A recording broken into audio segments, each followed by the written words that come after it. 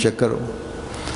یہ نہ سمجھیں کہ ایک دفعہ چیک کر لیا، بعض دفعہ یہ بھی ہوتا ہے پھر باہر چلے گئے دوبارہ اندر آ گئے تو دوسری دفعہ چیکنگ کی ضرورت نہیں ہے. جتنی مرتبہ بھی باہر جائیں گے جب بھی اندر آنا ہوگا چیکنگ ہوگی. اور چیکنگ کرنے والوں کو بھی کام ہے، چاہے بے شک واقف کار بھی ہوں، ان کی چیکنگ کرنی ہے. اس لیے اس بات پر کبھی مہمانوں کو یا شامل ہونے والوں کو چڑھنا نہیں چاہیے.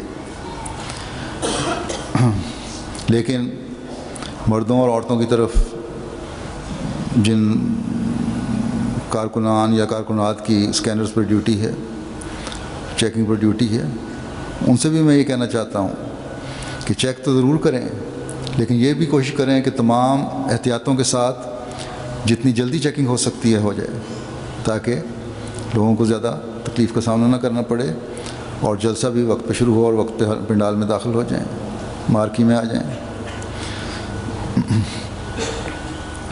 پھر ڈیوٹی والے کارکنان جو سیکیورٹی والے ہیں ان کو تو میں توجہ پہلے بھی دلا چکا ہوں سیکیورٹی کی، لیکن جہاں جہاں بھی فینسیں لگائی گئی ہیں یہ نہ سمجھیں کہ فینس کافی ہے، ان فینسوں کے ساتھ ساتھ بھی خاص طور پہ ڈیوٹی دینی چاہیے.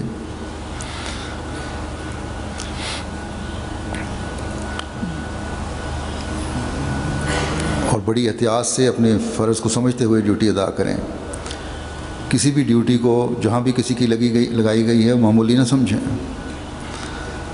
شرارتی عنصر کوئی بھی شرارت کر سکتا ہے اور کوئی بعید نہیں کسی سے. اس لیے صرف ڈیوٹی دینے والے ہی نہیں بلکہ سب شامل ہونے والے جو ہیں جلسے میں اپنے ماحول پر نظر رکھیں. اپنے یہ دن جیسا کہ میں نے کہا دعاؤں میں گزاریں، اپنی حیثیت کے مطابق اس کے ساتھ صدقات پر بھی توجہ دیں. اسکینر کی بات میں نے کی تھی تو اس دفعہ کوشش کی گئی ہے کہ عموماً اندر آنے کے زیادہ سے زیادہ راستے بنائے جائیں تاکہ کسی کو تکلیف نہ ہو. مریضوں کو، بچوں والوں کو زیادہ سہولت میسر کرنے کی کوشش کی گئی ہے، لیکن پھر بھی بعض دفعہ بعض دقتیں سامنے آ جاتی ہیں. اس پر بے صبر اور بے حوصلہ نہیں ہونا چاہیے. پھر تقریروں کے دوران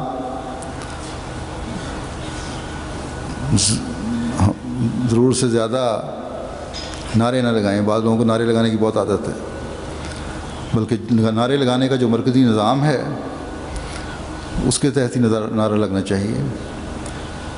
انہی کی ذمہ داری ہے، انہی کی ذمہ رہنے دیں. لیکن جب نعرہ لگائیں تو پھر نعرے کا جواب بڑے پرجوش طریقے سے ہونا چاہیے. پھر یہ نہیں کہ آواز ہی نہ نکلے. تمام تقریریں جلسہ گاہ میں بیٹھ کر سنیں. اس دوران میں باہر جانا، ادھر ادھر جانا پھرنا، یہ پہلے ہی میں کہہ چکا ہوں کہ مناسب نہیں ہے. جس مقصد کے لیے آئے ہیں اس مقصد کو پورا کرنے کی کوشش کریں.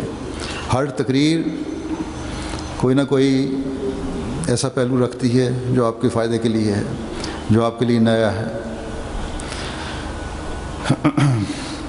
صفائی کا خاص خیال رکھیں، اپنے گند ادھر ادھر نہ پھینکیں، بلکہ اگر کہیں کاغذ یا ڈسپوزیبل گلاس پلیٹیں یا چیزیں کچھ پڑی ہوئی دیکھیں تو اس کو بھی فوری طور پر ڈسٹ بن میں ڈال دیں. اسی طرح غسل خانوں کی صفائی کا کام ہے، اس کا بھی خاص اہتمام کریں. کارکن تو یہ صفائی کرتے ہی ہیں اور اللہ تعالیٰ کے فضل سے بے لوث ہو کر جو اس ڈیوٹی پر متعین ہیں، مرد ہوں عورتیں ہوں، وہ اپنا یہ کام کر رہی ہیں. لیکن مہمان بھی اس بات کا خیال رکھیں کہ غسل خانوں میں، ٹوائلٹس میں صفائی ہونی چاہیے. خاص طور پر کیچڑ والے پاؤں لے کر جب جاتے ہیں تو پھر اس کی صفائی بھی کریں. کو بارش رک گئی ہے لیکن پتہ کوئی نہیں، لیکن اس کے باوجود بھی زمین نرم ہے اور زمین کی نرمی کی وجہ سے پاؤں پہ مٹی بھی لگ جاتی ہے. اس لیے صفائی کا بہت خیال رکھیں. غسل خانوں میں گند نہیں ہونا چاہیے. پھر جلسے گاہ کے اندر مارکی میں داخل ہو کر ایک بات کا خاص طور پر خیال رکھیں کہ جو پہلے آنے والے ہیں ان کو اگر کوئی عذر نہیں ہے، جائز عذر، تو آگے آ کر بیٹھیں تاکہ پیچھے سے آنے والے پھر آرام سے بیٹھ سکیں۔ اسی طرح جو بعد میں آنے والے ہیں ان کو جہاں جگہ ملتی ہے وہ بیٹھ جائیں اور ایک دوسرے پر فلانگ کر نہ جائیں۔ حضرت مسیح موعود علیہ السلام کی ایک مجلس میں اسی طرح فلانگ کر جانے والے ایک شخص پر آپ بڑے ناراض ہوئے اور مجلس سے اٹھ کے چلے گئے، اور حضرت خلیفہ اول کو فرمایا کہ ان کو نصیحت کرو، اور پھر انہوں نے بڑے سخت الفاظ میں نصیحت فرمائی تھی۔ بس جہاں جس کو جگہ ملتی ہے وہ بیٹھے، آپ پہلے آنے والے آگے آئیں، بعد میں آنے والے اپنے اپنے جہاں جہاں جگہ مل رہی ہے ان کو بیٹھتے چلے جائیں۔ لیکن یہ خیال بہرحال ہر ایک کو رکھنا چاہیے کہ بعد میں آنے والے بھی لوگ ہیں، اس لیے جگہ کہیں بھی خالی نہ ہو۔ جس طرح آتے جائیں، جگہ خالی جگہ کو پر کرتے چلے جائیں۔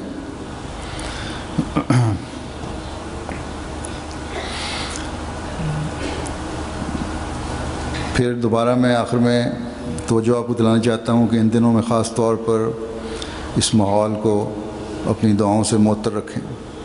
اللہ تعالیٰ ہم سب کو اس کی توفیق عطا فرمائے۔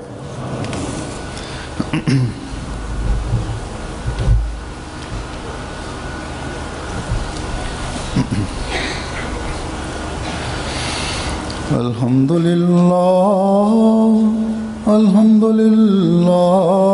نحمده ونستعینه ونستغفره ونؤمن به ونتوکل علیہ ونعوذ باللہ من شرور انفسنا ومن سیئات اعمالنا